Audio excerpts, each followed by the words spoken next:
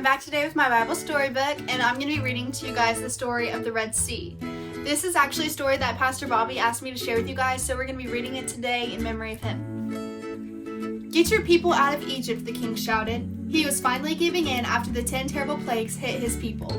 So the plagues it's talking about right here, pretty much a plague is just something that is meant to irritate people. So God sent things to the land of Egypt to irritate the king and his people so that the king would want to free the slaves like God was trying to tell him to do.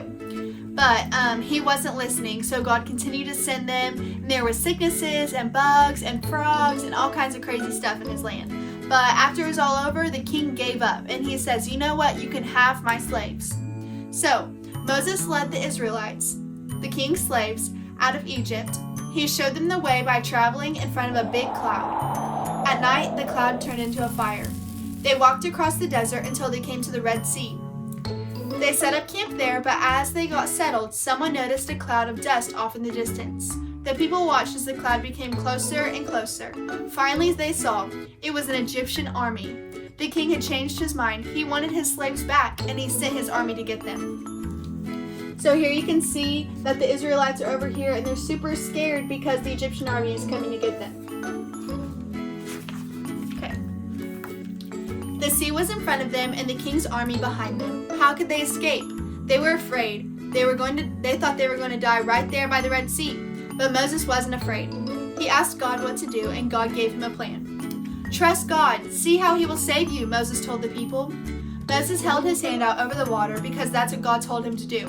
Then a strong wind began to blow. It blew so hard that the water blew apart. There were two big walls of water with dry land in between them. So, over here you can see the Israelites, and then the king's people are behind them coming to get them. And then right in the middle here is Moses, and he split the sea, and there's dry land in between. The Israelites walked through the sea on dry land. When the Egyptian soldiers tried to follow them, the water crashed down on them. All the soldiers in the sea drowned, but every single Israelite got safety to the other side. And then here's the picture, and you can see all of the king's people drowning in the water.